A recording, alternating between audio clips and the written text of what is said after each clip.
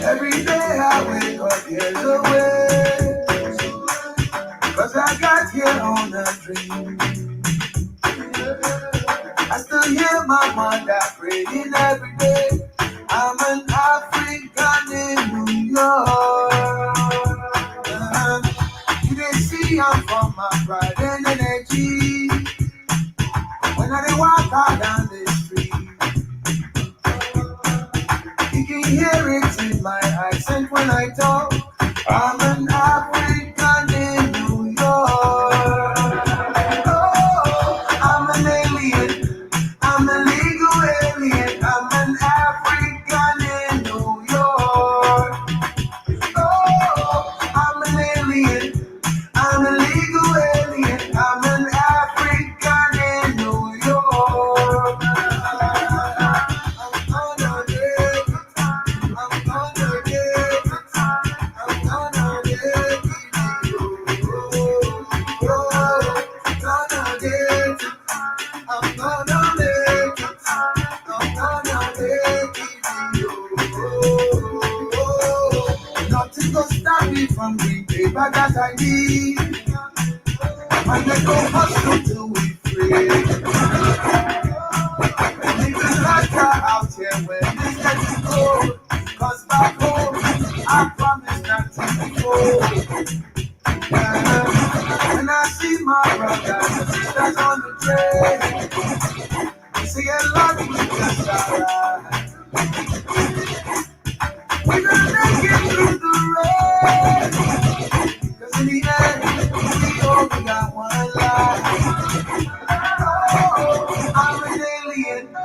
I'm a legal alien. I'm an African in New York. Oh, I'm an alien. I'm a legal alien. I'm an African in New York. I'm gonna live. I'm gonna live. I'm gonna live. Gonna live. I'm gonna live. I'm gonna live. And of course, that is the one and only Shirazem. And the name of the song is An African in New York. And this song has been done like how many times? It has been done like so many times. I know about the Jamaican in New York. I know about the African in New York. I know about another different one that was done. And all the versions normally are examined. But nonetheless, I want to welcome each and every one of us to the 54 Correspondent Show on the Black Hot Fire Network. My name is Pikes, and this is a show we get to discuss different matters affecting us as a Black people globally.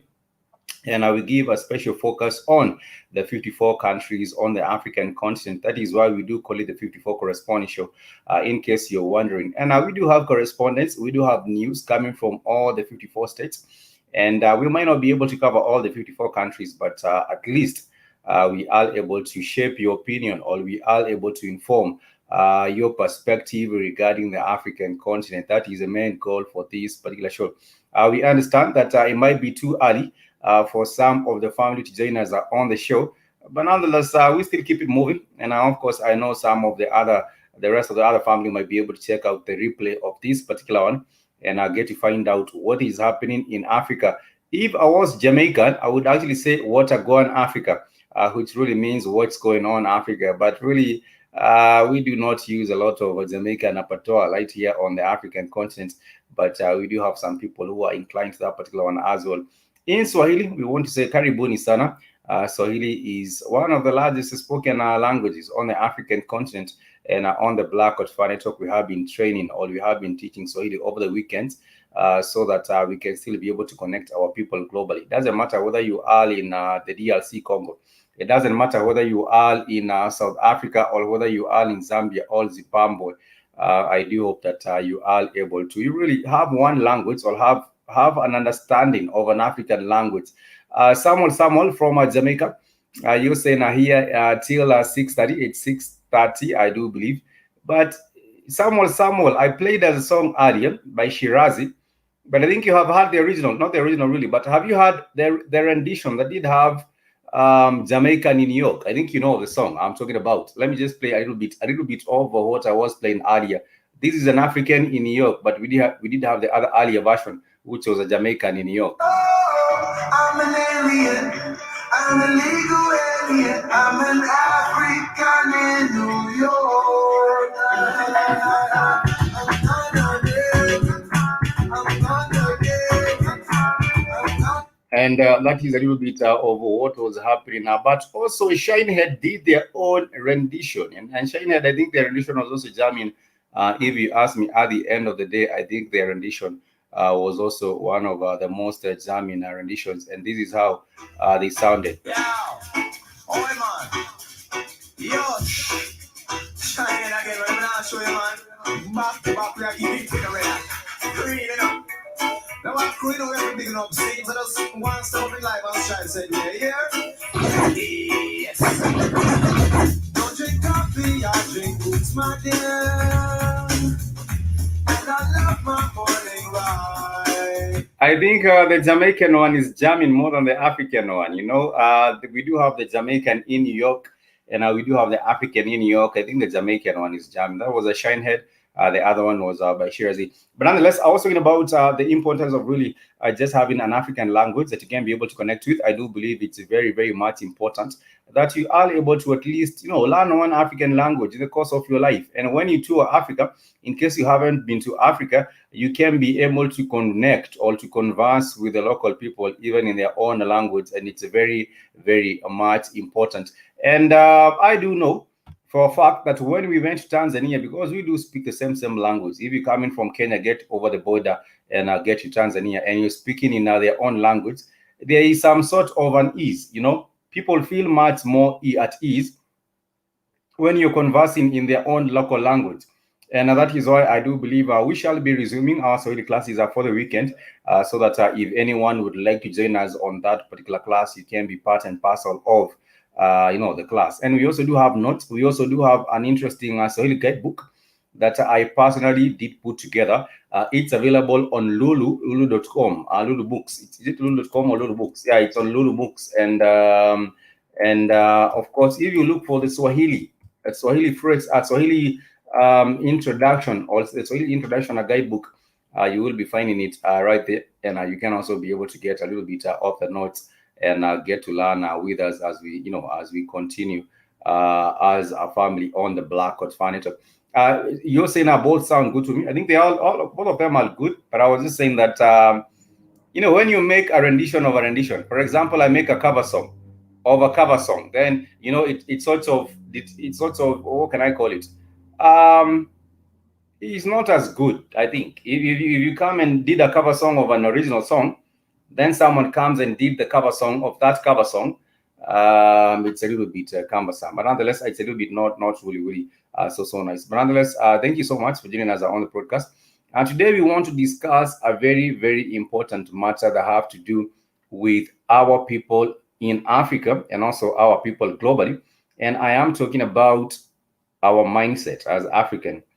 And we have had in numerous cases about the description, the description of the African, especially in some books, or especially in the way the African has been portrayed in movies, or the way the African has been portrayed in different media.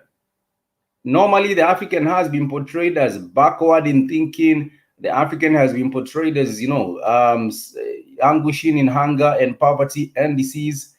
The African has been portrayed as not even being, with any kind of a spiritual inclination. The African has also been painted as being the one with the black magic and being the one who does all sorts of sorcery and witchcraft. The African has been painted as so many other things, like I'm talking about with with media, different sorts of media, be it electronic media, be it literature, be it magazines, be it on the TV and film.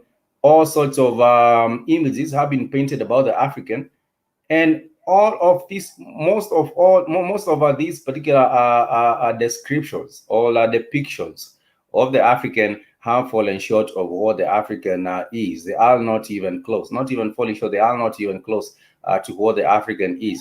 And you might ask me, why do I say so? Because there has been a global agenda to keep the African at the bottom, and we all know about this. There has been a global agenda to keep the African at the bottom, and this has really been accomplished by use of the media and the portrayal of the African as backward in thinking, as a primitive, as all sorts of things that you might find, all sorts of things that you might find being portrayed about the African people as being unsophisticated. And the African, at some point, has also been blamed, has also been blamed or has also been painted in the negative for being African. So it's like there is also a problem when it comes to the African being African. And this is a kind of a thing that has been propagated, of course, using propaganda, of course, using, like I said, all these kind of a media on different platforms. And of course, on this particular broadcast for today, I would just like to see a little bit to sort of really guide or really try and inform the perspective of anyone who might have carried on this particular kind of a thought. There is one important question. What was the African doing around the 15th century or even around the 13th century or the 14th century? There has been the depiction of Africa because of the what can I call it? Our African history has been falsified. People will tell you that Africans in the 13th century, these were Africans are living in the forest. These were people doing all sorts of primitive things and all sorts of stories that will be told about Africa. But I want to take us a little bit back before we get into the conversation around the decolonizing of the African mind. And I want to go a little bit back into history so that I can actually also correct the opinion of some people who might think that the African in the 13th century, in the 12th century, in the 10th century was primitive Africans, while not primitive, and they are not primitive in any kind of regard. I want to share this brief video so that you can also go back into history, because the lack of knowledge of our history has been one of the contributing factors as to why the African mind is still binded, as to why the African mind is still chained, because of the lack of knowledge on our African history. It's very, very sad when I say that African history is really not taught in schools. What you are taught as African history is European history. They come up and tell you in 1498, there was the arrival of the Portuguese on the East African port. There was the arrival of the Portuguese on a place what we do call as the Vasco da Gama in Mombasa. They tell you in 1480s, there was the arrival of these and other European on the continent. But what was happening before the 1498? That is where, for me personally, let me talk about myself personally. When I was in school, learning about history, the beginning point for me, where I actually now came to realize, oh, this is what we're studying, was about the Vasco da Gama and the arrival of the Vasco da Gama. And they were actually called as European explorers. That is what not they were. They were not coming around to explore. They did have a mission with them, but that is what has been taught to me. But before 1498, when there was the arrival of the Portuguese on the East African coast, what were the people on African continent doing? Which is a very, very also important question, and I wanted to share with us briefly on the same, a little bit of a presentation with the same, and then we shall have our important conversation as to why the mind of the African is still colonized and what we need to do to be able to decolonize the African mind right here on the Black The year 1492 is of great significance to the Western world because that's when Christopher Columbus sailed the Atlantic Ocean, landing in the New World. We make a pretty big deal about it. Since this date is so significant to us, I thought I'd talk about what was happening in Africa around this time in the late 15th century.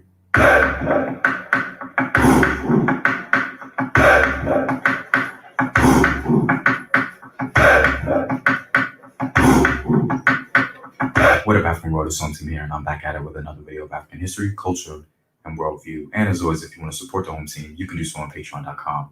I have some new rewards for you guys, so be sure to check that out. Also, go to afrographics.com, a website where you can find unique illustrative infographics summarizing African history. All links to Patreon, Afrographics, and home team merchandise are in the description box below. First, I want to put some things in context. We all know that Christopher Columbus was not the first to sail the Atlantic Ocean, and many people now seem to be aware that other people also sailed the Atlantic. But seldom do we explore when Africans did so. You see the drip, yeah, I'm fitted up. Hop in my car, let's get it up. Secure the bag, yeah, get the bus. Pick it up, pick it up, pick it up. It's said that an African king of the Mali Empire named Abubakar Keita II sailed the Atlantic Ocean long before Columbus, a whole century before him to be exact. Now, the success of his trip is a mystery, but the fact that he did this is well documented by Mansa Musa himself.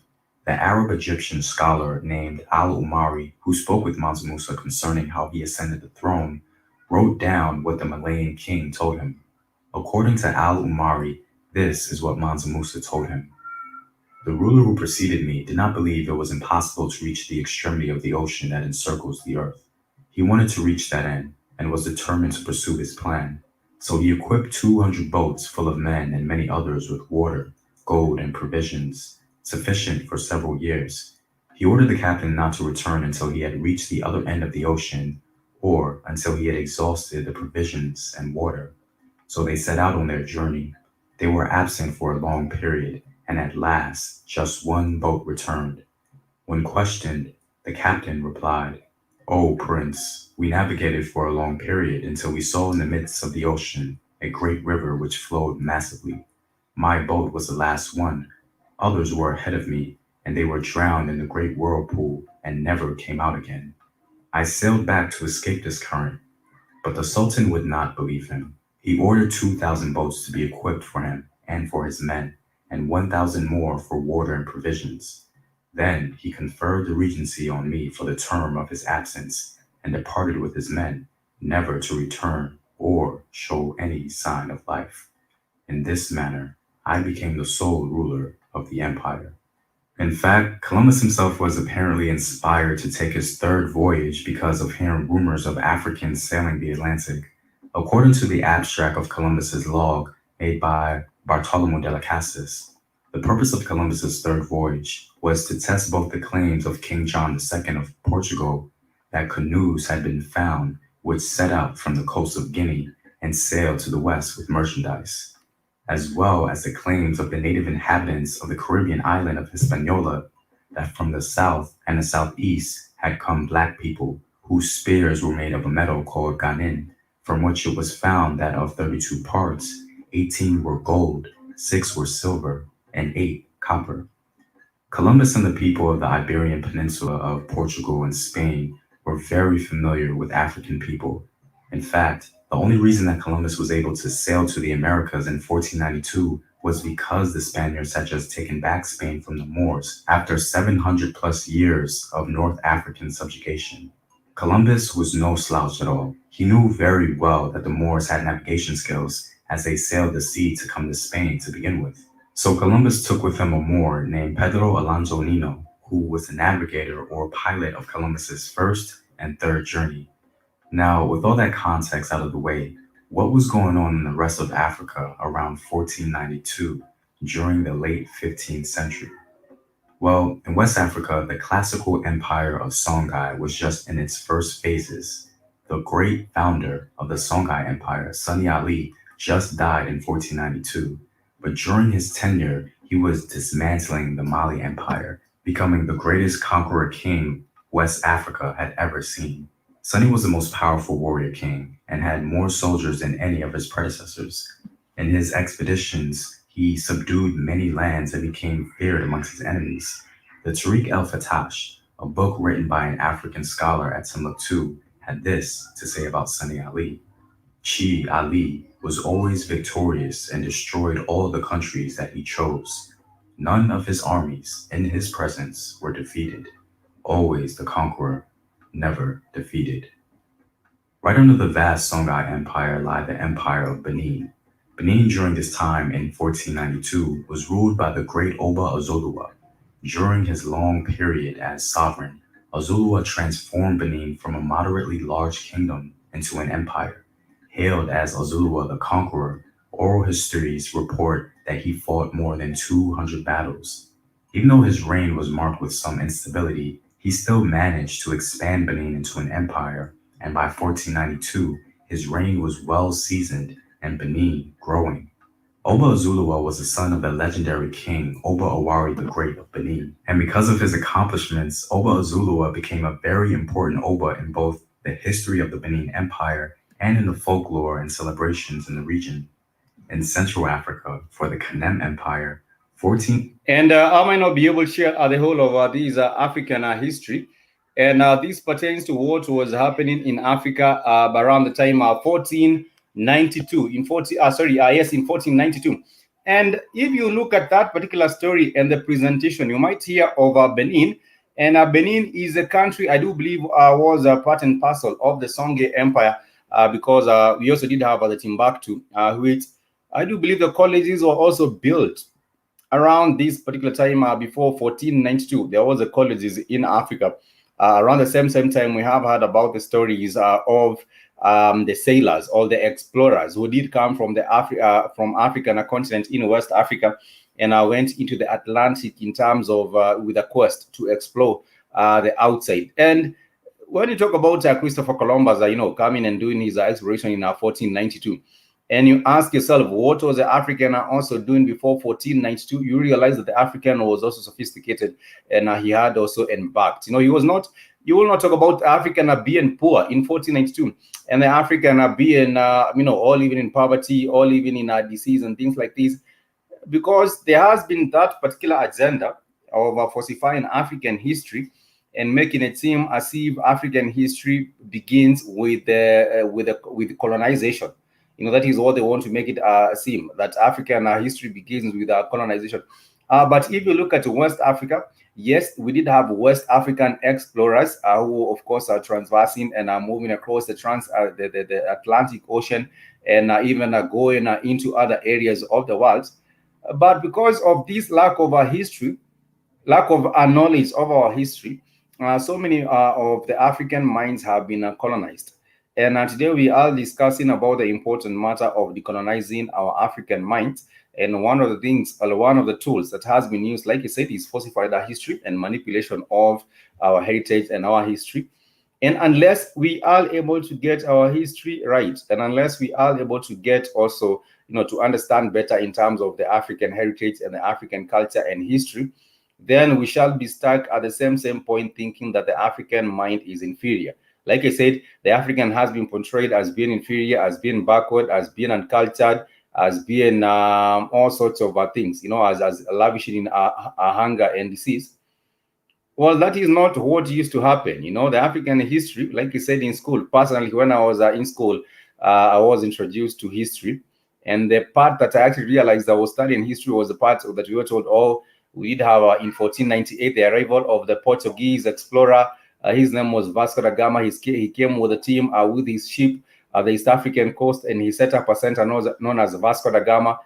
If I go to Mombasa today, which is one of the cities on the East African coast, you might think that that particular building has been there forever. But before that particular kind of a building was set up, the Vasco da Gama, which was set up by the Portuguese in 1498, we did have Africans doing exploits, mighty exploits. We did have Africans moving and traversing around the world as well. But there has been the falsification of African history, which is meant to teach us that Africans around that particular time when the explorers came, Africans were living in the forest. Africans were, they were part and parcel of the Amazon, or not the Amazon, but the Congo forest. That is why we did have most of our people stationed at, and they were eating animals, and they were doing all sorts of these other things. But that is not the truth. We did have a little bit of our history that I have shared with us so that you can get to understand what was happening with the African in the year before the year 1492. Sister Liberia, you saying YouTuber took my video on people not wanting to get the shot in the medical field. They won't let me go live. Damn. Sister, do you have a backup channel? Please, I would advise, if you do not have a backup channel, there is a war on our people and the war on the information that is being shared out. So I think you would rather be good having a backup channel or even two backup channels because it is what it is. And we also saw, that the justice system saying, no, the information is irrelevant, the information is not accurate, and this is not. Is a system pushing back. They do not want any kind of information going out there and the people getting to understand what is happening with the whole wiping or the killing of our people using this particular one. But nonetheless, yes, let me share a little bit more of this so that people can understand what was Africa like before the colonizers came, before even the explorers. Not the colonizers, but they have been christened as explorers. These were not explorers, but what was Africa like even before Columbus or even before the Vasco da Gama, the Portuguese came around? 1892 was a crucial moment. Years earlier, the Kanembu were defeated by the Bulala, and their capital of Njimi was taken over. In 1484, the ruler of Kanem, Mai Ali Gaji, constructed a new capital in Borno in northern Nigeria called Ngazagarma. And from that base, the Kanembu intermarried with the local population, creating a new ethnic group called the Kanuri. The establishment of a new base for refugees of Kanem was crucial for the revival of the Kanem Empire. And so, in 1492, Mai Ali Gaji was able to rally the troops and begin conquering a lot of territory with the end goal of reconquering their homeland. And in 1497, Mai Ali Gaji had developed his Borno Empire to such an extent that he was able to return to Kanem and retake the ancestral capital of Njimi from the Bulala. This event was no doubt one of the greatest moments in Central African history and the most important event for the survival of the Kanem Empire's legacy. Also in Central Africa, it was the beginning of the end for the Congo Empire. In 1492, Congo was just being introduced to Christianity for the first time by the disingenuous motives of the Portuguese. And of course, that now marks the decline of, the good days, or the prosperity. Let me not call them seasons, or the prosperous days in which kingdoms were thriving. And as you can see, soon as the Portuguese and also soon as all these other different crackers came to Africa with their religion, that is the next point where we get to, because I've talked about first and foremost the lack of knowledge of our African history, and people being learning of falsified information of the African was in the jungle, or the African was really uncultured and things like this.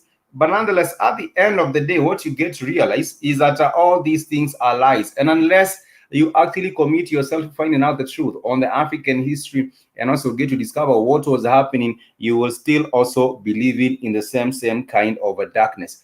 That is the first and foremost. That is one of the biggest problems as to why we do still have many Africans' minds being colonized and them feeling inferior for all sorts of reasons, because they do believe that from the start or from the go, we always do come last. But if you look at what we were sharing on this particular video earlier on, you do hear over the different empires. This is the Congo Empire. And around this particular time when we did have the Portuguese coming into the continent of Africa and introducing religion, that is also another point where we need to highlight that is we started now having the decline and having also, the colonizing. The religion also has played, is one of the tools, one of the biggest tools used to colonize the African mind. And like you will hear here, when the Portuguese go to the Congo and now they started ordering things, they started making it seem as if this is what has been ordained, this is a message from the all, and this, there are consequences, you might go to hell and things like this.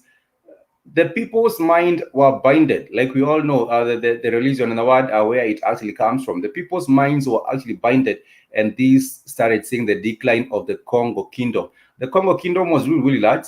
It also encompassed areas such as Angola, the current day, the DRC Congo, the current day, I do believe, Central African Republic, and also places like Malawi and also Tanzania and Rwanda and Burundi. This was all part of the Congo Kingdom. And religion, like we know, has been used. And even till today, I don't know why people do not wake up and the African mind will not liberate themselves free from all these religions that have been used to make it seem, or to have people think that worshiping the oppressor serves them any kind of a benefit. King Nzinga Nkulu sent his ambassador Kasuta to Portugal and instructed him to request priests, carpenters, and stonemasons to build a house of prayer. He also sent Congolese nobles and children to learn Portuguese and become Christians. In 1491, King Nzinga Nkulu of Congo was baptized and officially accepted Christianity. His baptism was well documented, as he's said to have sat on a throne carved of ivory and wood, which was placed on a high platform, and he also wore a tall crown they called mpu. The primary reason for the conversion of King Nzinga Mkulu was articulated by Alan Schofield. It was only then the Portuguese learned the real reason for the quick conversion. The kingdom was on the point of civil war. Several people were rebelling against the central power, and that Mwene Congo was about to help his son, Afonso, put down the revolt. Naturally, he wanted Portuguese aid. One must try to imagine the Portuguese at this moment. There were not many of them by comparison with their black host. They had come to this remote place to proselytize and begin a trading organization, and within a few weeks of their arrival, they were being asked to take part in a war which did not concern them in the least. But the request came from a brother in Christ, and it was not possible to refuse. So a black army marched out on the Central African field of battle under the banner of the cross, accompanied by a number of white mercenaries carrying muskets. It is hardly surprising that they won the day and returned to the capital in triumph.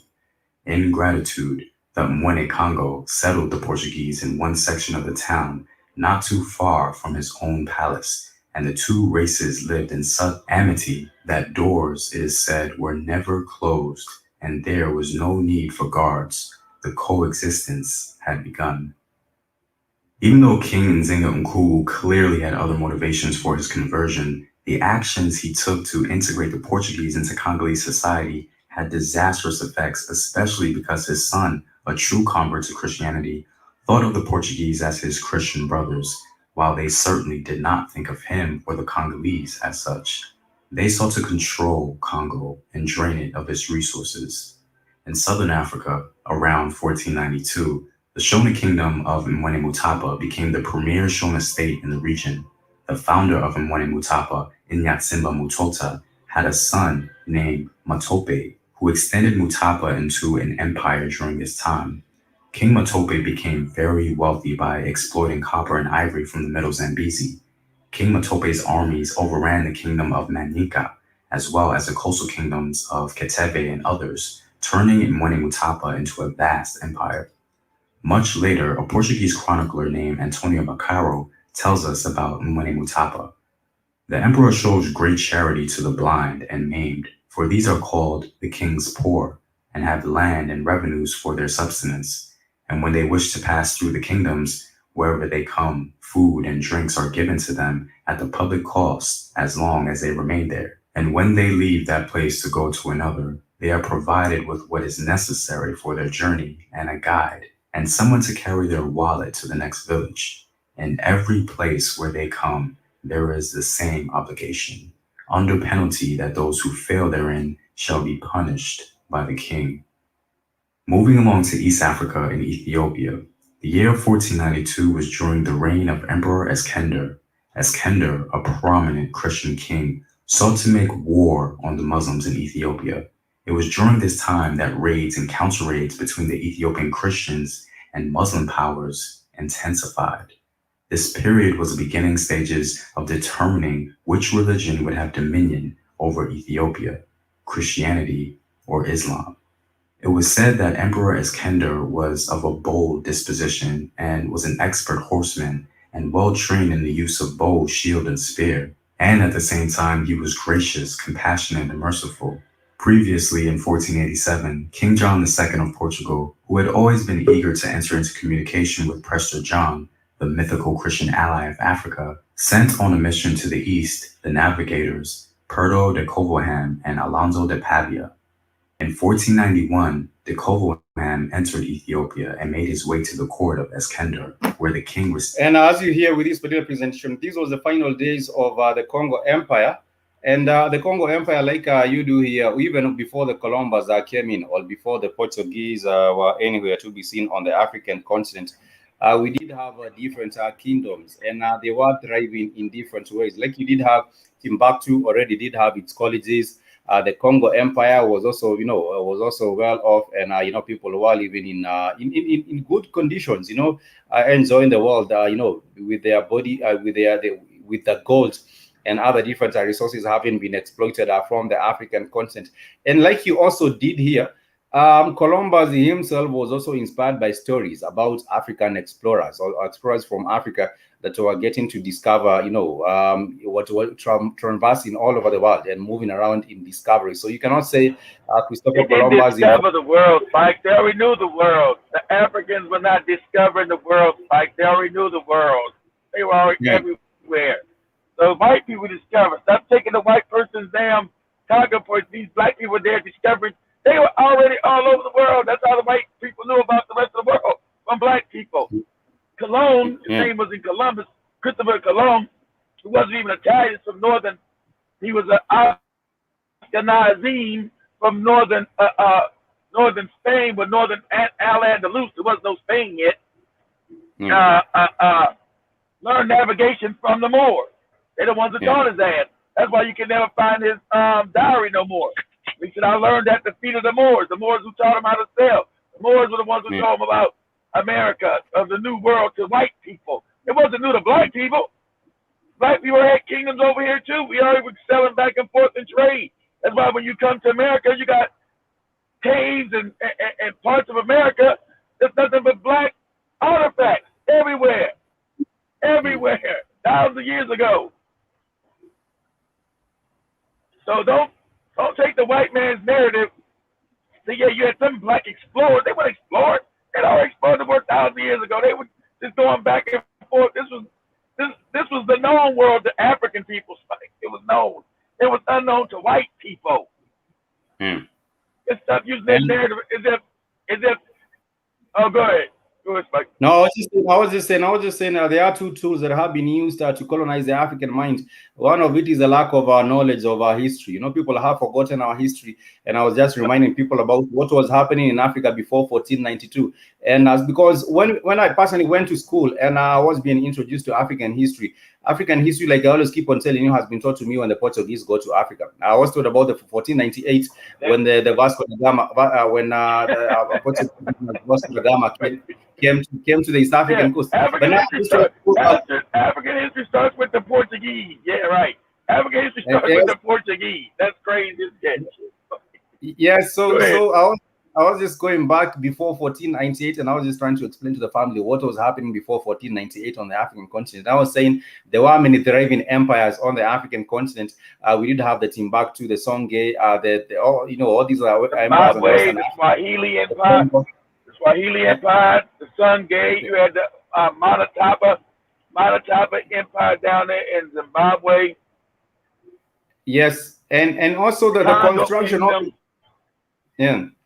and also the construction of the Greater Zimbabwe Wall was done way before these Portuguese did come in, and everyone else did come in. That shit was done thousands of years ago. Thousands of years ago. Thousands. The European, when he got there, the European must have done it. Who just got out the caves and just got out, started leaving Europe 400 years ago. We created these. Somewhere we created these walls and shit. That was the lie they kept there. We did it. We just came out of Europe 400 years ago. But we created these walls that are thousands of years old. We did it. Like, shit be crazy. It doesn't. Everything good. They have everything good. They have claimed it. They have claimed it for themselves. But let me tell you where the problem did start. Apart from the lack of knowledge of our history, the other problem did start with the introduction of religion on the African continent. Like you did have. The decline of the Congo Empire came with the introduction of the Christian religion by the Portuguese on the African continent. And let me play a little bit of this, and then we shall continue with what has been done. That's why Queen Azinga rejected that shit. She rejected that shit. She only used it politically. She only pretended to change, but she rejected that shit. Like, I use it for these white people. They can say, hey, this lady, the Portuguese, hey, this lady pretending to be a Christian. Yeah, she wasn't taking none of that shit in. Go ahead, Spike. But let me play a little bit over this so that you can see where the damage also comes in with these kingdoms in Africa. For the Congo Empire. In 1492, Congo was just being introduced to Christianity for the first time by the disingenuous motive for Africa. It was the beginning of the end of Njimi from the Bulala. This event was no doubt one of the greatest moments in Central African history and the most important event for the survival of the Kanem Empire's legacy. Also in Central Africa, it was the beginning of the end for the Congo Empire. In 1492, Congo was just being introduced to Christianity Get for him the in. first time by the disingenuous motives of the Portuguese. King Nzinga Mkulu sent his ambassador Kasuta to Portugal and instructed him to request priests, carpenters, and stonemasons to build a house of prayer. He also sent Congolese nobles and children to learn Portuguese and become Christians.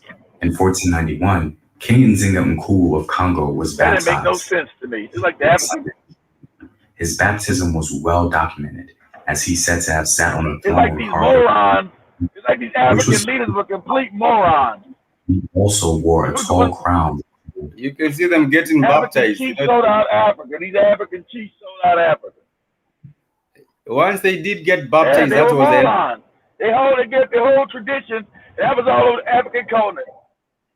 Yeah, that was the infight. They gave the whole tradition, gave their people up because you had morons as leaders. We had you had a time in African history, sadly enough, that they were going to sleep and all the leaders were morons. And it came at a time more crucial for the Africans that your leadership were all idiotic and dummies. That was And dangerous. also, That the leaders and were also, all dummies and subjugated. Go ahead. Go ahead, I'm Mike. saying also what they did was strive for the integration of the Portuguese in Congo. Striving to have the Portuguese integrated and giving them land. This is what did happen. A little bit over this. The primary reason for the conversion of King Nzinga Mkulu was articulated by Alan Schofield. It was only then the Portuguese learned the real reason for the quick conversion. The kingdom was on the point of civil war. Several people were rebelling against the central power, and that Mwene Congo was about to help his son, Afonso, put down the revolt. Naturally, he wanted Portuguese aid. One must try to imagine the Portuguese at this moment. There were not many of them by comparison with their black host. They had come to this remote place to proselytize and begin a trading organization. And within people a are going to few be your friends. Great. they were being asked to take part in a war which did not concern them in the least. But the request came from a brother in Christ, and it was not possible to refuse. So a black army marched out on the Central African field of battle under the banner of the cross, accompanied by a number of white mercenaries carrying muskets. It is hardly surprising that they won the day and returned to the Exactly. Then I'll capital. take over other African people. The Mwene Congo settled the Portuguese in one section of the town, not too far from his own palace, and the two races lived in such amity that doors, it is said, were never closed, and there was no need for guards. The coexistence had begun. Even though King Nzinga Mkulu clearly had other motivations for his conversion, the actions he took to integrate the Portuguese into Congolese society had disastrous effects, especially because his son, a true convert to Christianity, thought of the Portuguese as his Christian brothers, while they certainly did not think of him or the Congolese as such. That is a Christian brother. They That ain't is a about the Christian. Muslim brothers. These are Muslim brothers. Is that only Africans? Exactly, like only Africans think this dumb shit. The Muslim brother, the Christian brother, you don't want to dominate and subjugate your dumb black ass. They were just waiting for the perfect time to it's like a lion waiting to pounce on a gazelle or to make it move and just come and Exactly. tear apart Because they know, the gazelle. if you read the documents, Mike, it said all the Europeans said these Africans are childlike people. They actually believe in trust and honor. They're childlike. They call the African a child. He's a moron. He's a moron. He's a child. He believes that people really want to be his friend and people believe what they say. The African didn't know that white people lie and they lie all the time. They weren't used to having people just lie all the time. That wasn't African culture. African culture is based on you being true.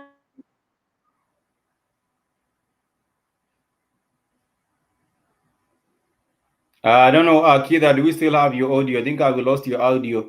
Would like to know.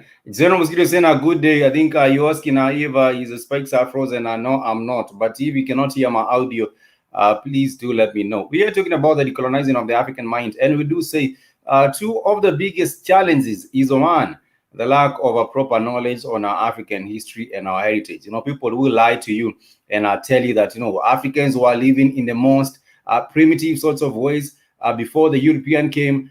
People were living in the caves and the forest and things like these, with the animals and eating all sorts of things. But just do a little bit of your own research on history and find out there were thriving empires before the European came. We did not have any diseases on the continent of Africa before these Europeans came and brought diseases on the people and the animals. And we also need to know about the impact of religion, like you did here. When the Portuguese did convert the leaders of the Congo Empire into Christianity, that was the beginning of the end for that particular empire. And you also have to question yourself, has religion done anything that has actually uplifted the status of the African, or have actually helped the African get into the next level in terms of social economic matters, in terms of political matters, in terms of being all round better? There is nothing that it has done. What has been done is religion has been used to subjugate the African and make them have the inferior kind of a mindset. They will feel that the savior, which is a white man complex, is what they need. The Portuguese did come in. We also did have the Belgians later. That was later on with the King Leopold, who did come in into the Congo. The first we did have the Portuguese, and later on we did have the King Leopold. And King Leopold, when he was coming into the Congo, what has been said is that he was saying that he wants to come and civilize the African. Most of the European colonizers, and in those days they used to go with the name explorers, or people who trying to find adventure and discover the new world in Africa. Most of these people had no, you are not coming to civilize people that are already civilized and they are living well. Like you did have, there was different kinds of empires and they were thriving.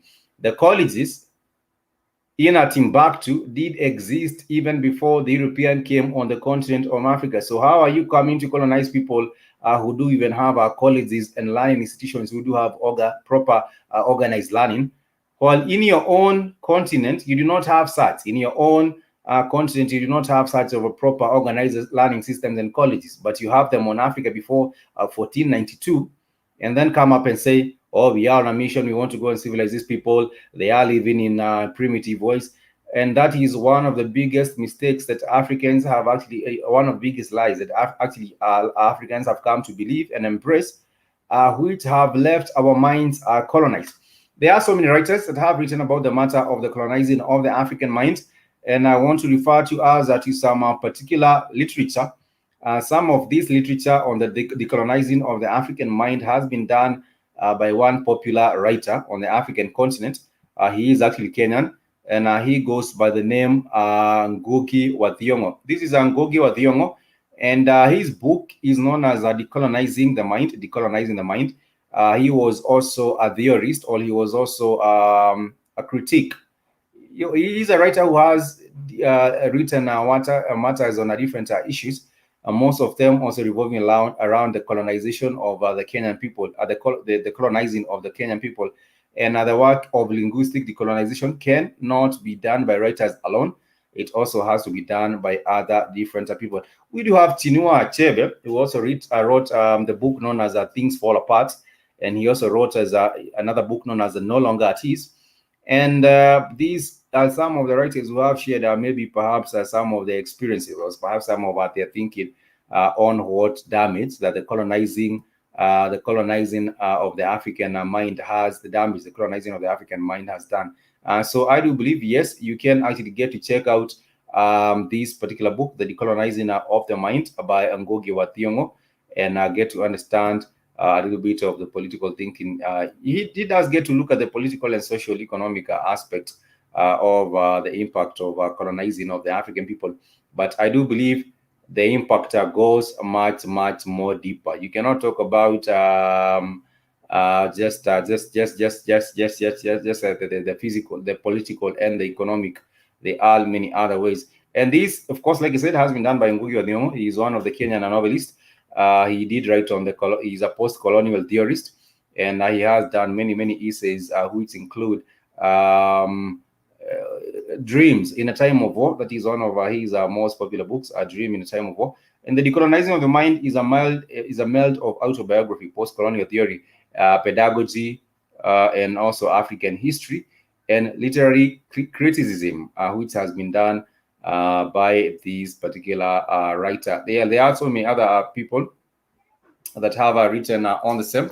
I will be sharing a few more of the writers who have written on the same in terms of unchaining the African mind as well. There's also another writer, Unchaining of the African Mind. Let me bring this up.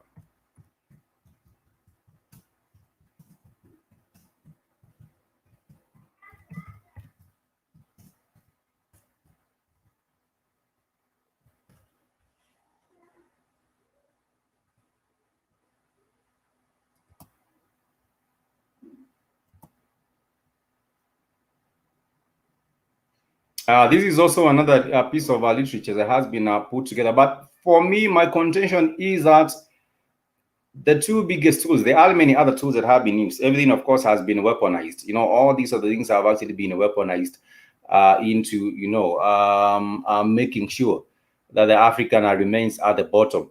But for me, I do contend, my contention is that the two biggest weapons that have been used against the African to keep his mind colonized is a lack of proper history on our past. The lack of a proper knowledge on our African history.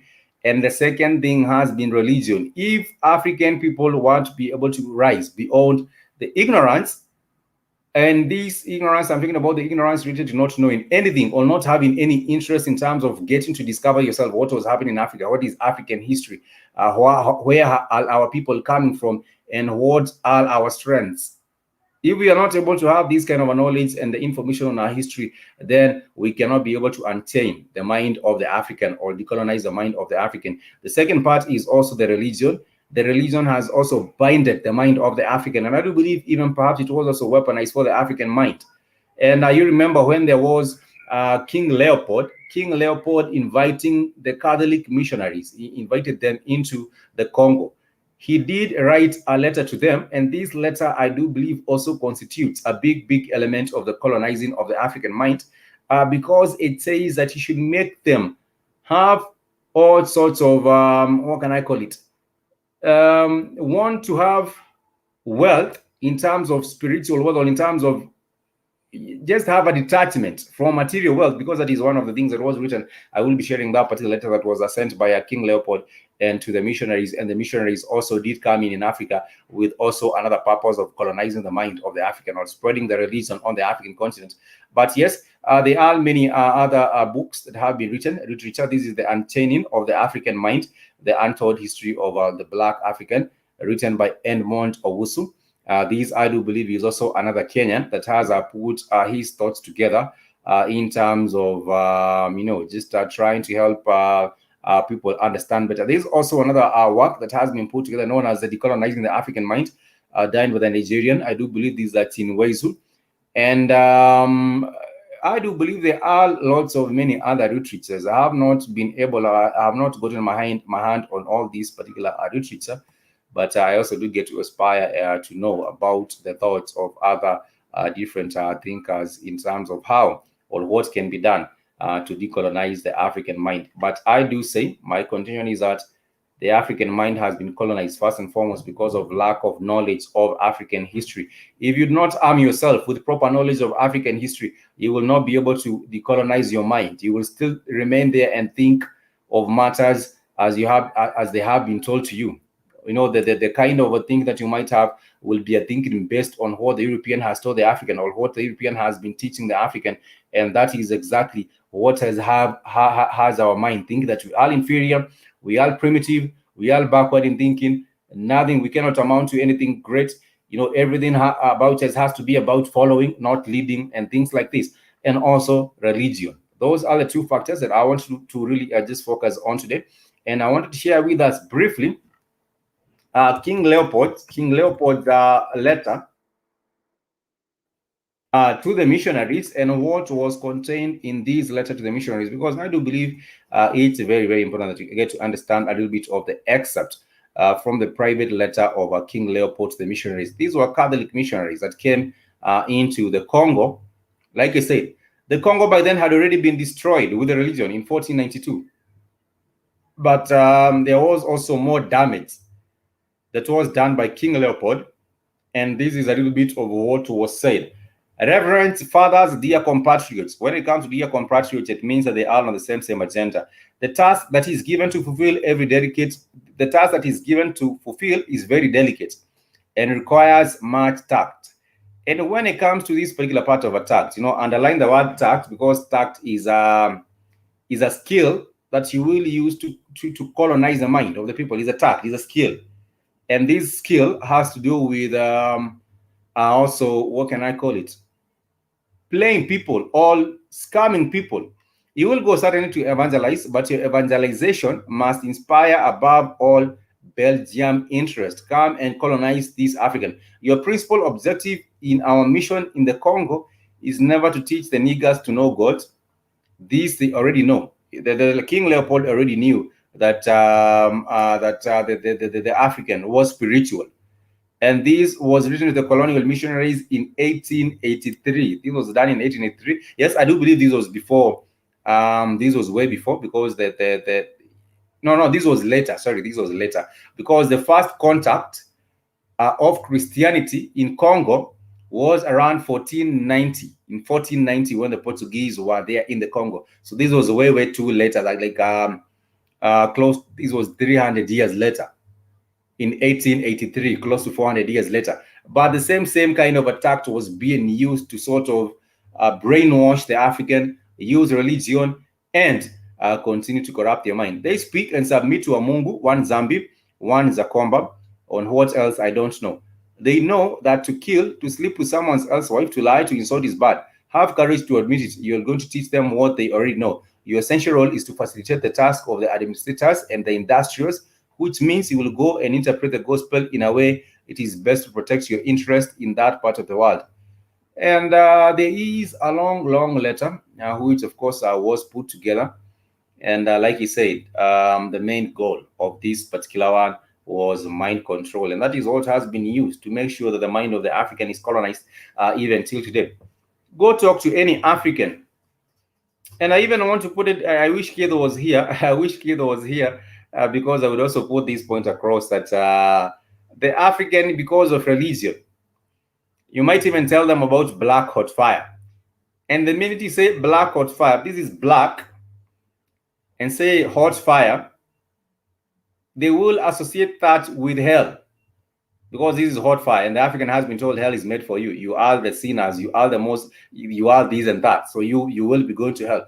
So the minute you tell people black hot fire, and there is a black, they are black themselves, and then tell them about hot fire, because of this indoctrination with religion, you might find a nerve, you might strike a nerve in their thinking, and you might take them straight to hell. But you're just telling them this is black hot fire, and we want to empower people with information about how to awaken, and also how to know more about your African history, so that you can decolonize your mind. But at the end of the day, religion has done a lot on the African mind, and also with the matter of African history. But information will not come to you. It has to be upon you to go look for the information, because if you want to now, they do say that learning something is it might be difficult, but unlearning it is even much more difficult. You will tell people about now how to what are stories and what are facts. Go into facts, because it's facts. We did have these kingdoms before 1492 when the Portuguese came in. They were all thriving empires, and people are doing well, living well in Africa. But people do not want to. It's called I believe it's cognitive dissonance. People do not want now to go back to the truth, because they have already been forced, they have already been indoctrinated with the lies. And therefore you wonder, if I leave these lies, my life will be empty. If I leave these lies about, for example, if you told your kids, Santa is not real and things like this, and they have grown up for like 15 years, not about Santa and his presence, and then one day they realize Santa is just a big ass lie, they would rather just live with the Santa lie because of a cognitive dissonance, because that makes them feel nice. It makes them feel, what can I call it? I'm looking for this word. It makes them have that association with a lie that sort of give them ideas in their heads. So even if you to put the record straight and tell them this is a whole big lie, there's nothing like Santa coming or giving presents and things like this, they will feel hurt, and they will feel no, we would rather just stick to the narrative. And that is what has been happening with the African. But unless we are winding up, I just want to share my 2 cents on what we can do to decolonize the African minds. We do have other facets, or we do have other tools that have been used to colonize the African minds. We shall be discussing them on other subsequent episodes. But I do believe for today we have covered at least 2 items, and we shall be discussing much more on. We shall do a second part of a little bit over this presentation, which will be the decolonizing of the African mind part 2. But for today, I want to thank General Mosquito. I want to thank Sister Lightbearer. I want to thank Samuel, who was with us all the way in Jamaica, Claire Dawn. Much peace and love to you. I hope that you are living right, and this particular day is finding you in all good health. We shall be winding up with the same song. This was Jamaica in New York. Sorry, Jamaican in New York, and it is what it is. It is what it is. African has to, put it upon himself the responsibility of actually decolonizing their own mind. No one will actually do it for us. No one will actually come up and enlighten us unless we seek to do it by our own self. It has been wonderful just getting to connect with you. And this is a little bit of the same exam we started with. This is a Jamaican in New York. Yeah, oi man, yo, shining again. Back to back, really now. We know that we know season. Something like that. Yes. But I think it's my day. And I love my morning ride. You can see it in my motions when I walk. I'm a Jamaican in New York. See me walking down